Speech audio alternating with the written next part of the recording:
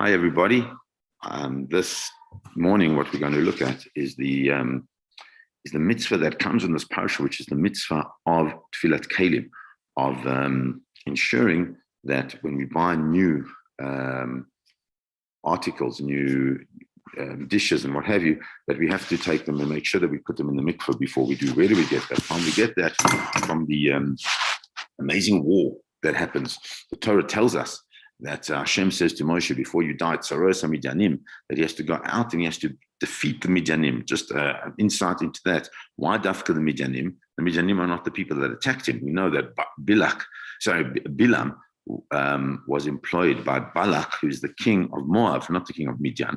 So why does Moshe Rabbeinu have to go and defeat the Midyanim, not the Moavim? The Moavim are the ones who, I don't think, are the ones who caused all the trouble. So therefore, why they should go there. But the Torah tells us no, has to go and defeat the Midyanim, because the Midyanim, as Rashi explains, got involved in a fight that wasn't theirs.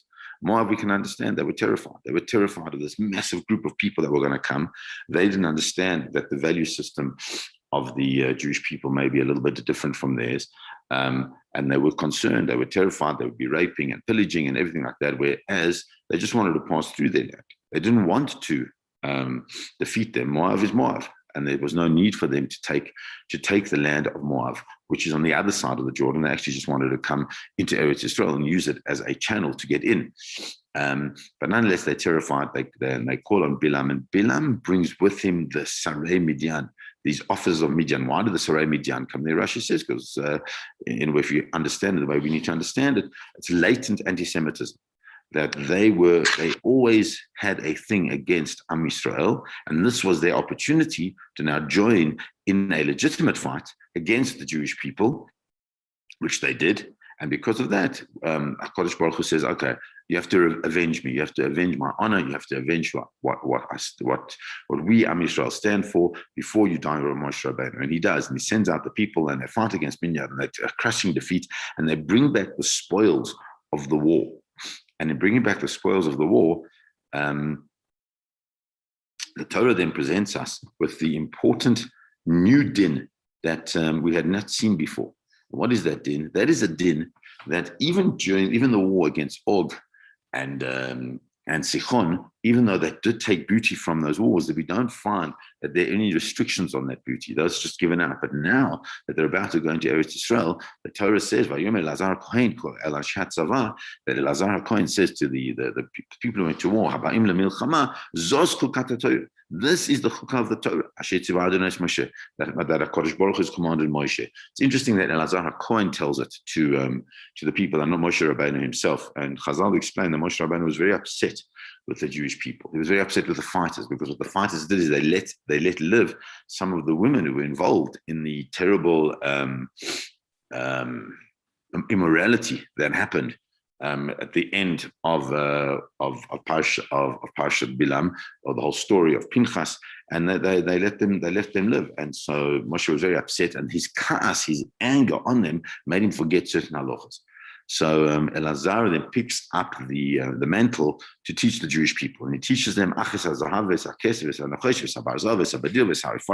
all different types of metals, anything which has gone through fire in its process of cooking, taviru ba'esh v'taher, has to go through fire in order to become tahor, in order to become once again pure and enabled for use.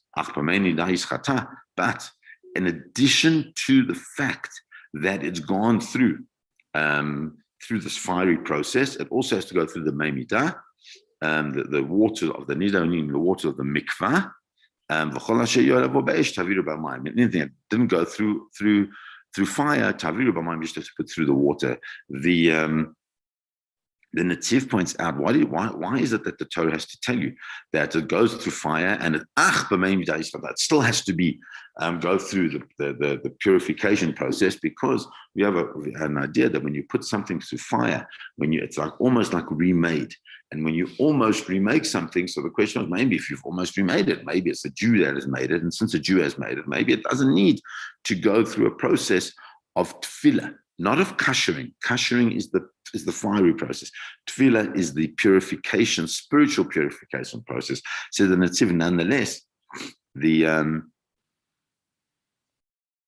Torah tells us that the one thing is the kashering.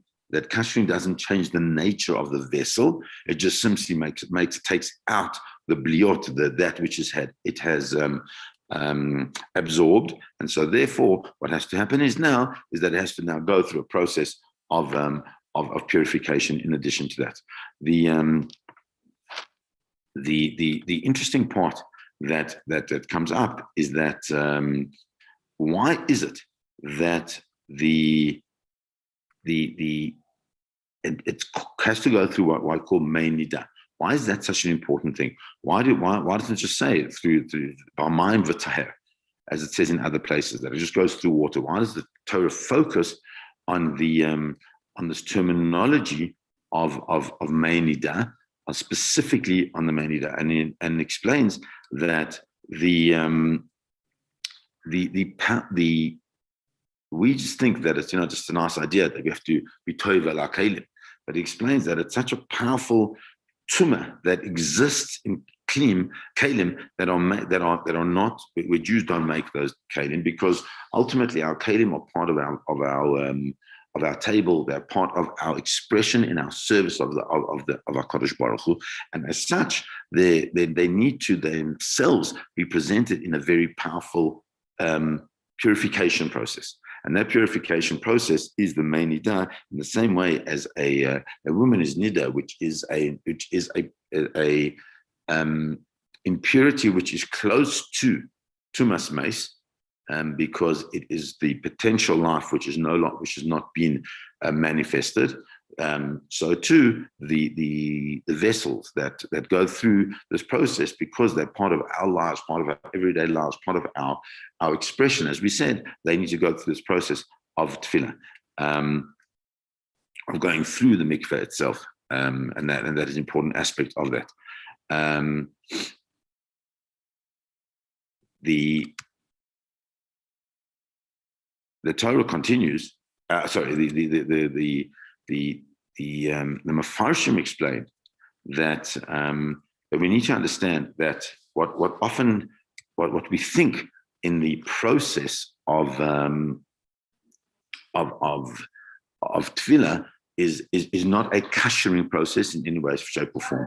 It's merely a means of extracting things, and that's why the Chasam Sofer says, "Lamdu Chazal din tefillas kli mateches hanekrim min hanochri." He says we learn the halacha of tefillas kalim from the metals that were taken from the non-Jews. Why would they come on to the same thing? But at the time of the war of Sichon, he says there are lots of reasons why at the time of Sichon and Og, when they bought, why they didn't do the tefillah. But he says,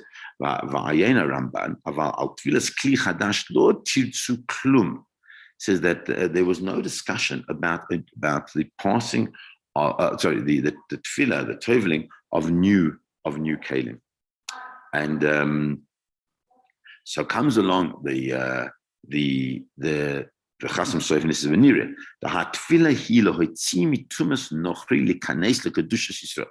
that the reason why we have tefillah is to remove it from the tumah of the nochri, of the non-Jew, and to bring it into the kedusha of the Jewish people. And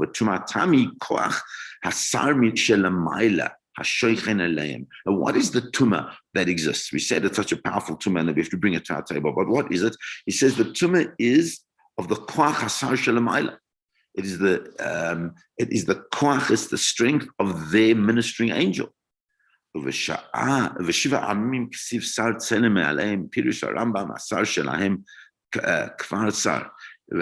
says that that's so powerful that the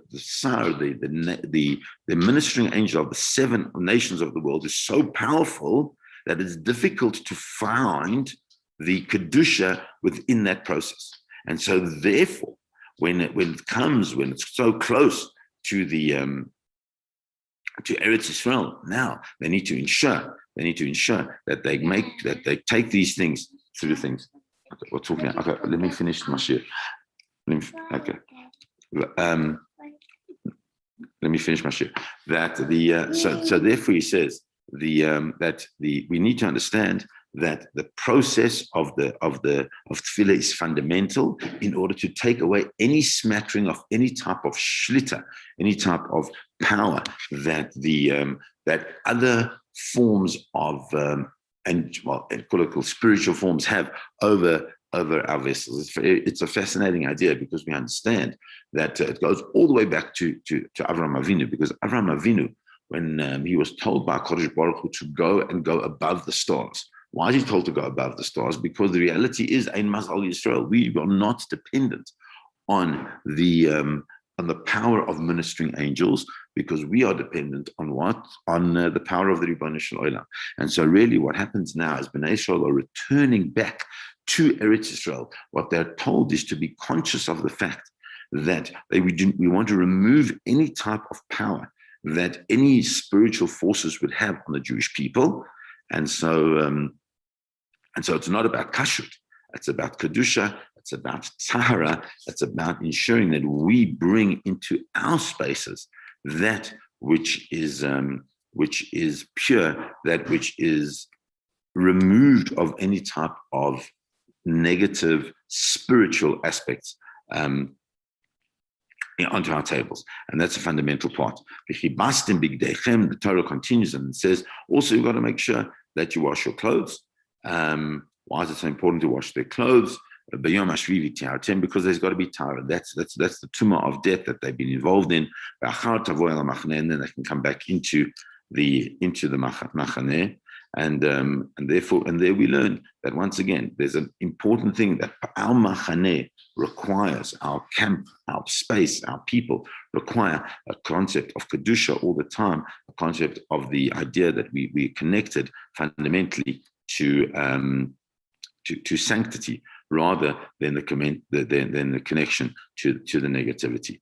And so therefore we see that as Bnei Israel come into Mitzrayim, as Moshe Rabbeinu, this is the last real thing that he does as a service of the Jewish people before he's going to pass away, which is in his speech that begins in Dvarim. And so we see that the message that he leaves to the Jewish people is this very, very powerful message of that into our spaces, into our homes. What we need to ensure is that we always have the space of kedusha and the focus of tahara. And kedusha means that, and it's not easy because we live in this modern world where there's a lot of influences that come into our homes, all of us. And what the Torah is trying to tell us is that what we need to be careful of is that at least in the spaces which are our regular spaces that we come to all the time, our tables are Dome Mizbeach, at least in those spaces, there shouldn't be a foreign aspect of any type of other spirituality, like the Sar, the ministering angel of those nations, should not vest in any way, at least in our tables, which is our Mizbeach. Our Mizbeach must be totally devoted to our Kodesh Baruch Hu in terms of the food that we eat, in terms of the chesed that we do with our tables, and in terms of the Divrei Torah that we speak around our tables. Have a beautiful day, everybody. Please go. We'll continue tomorrow.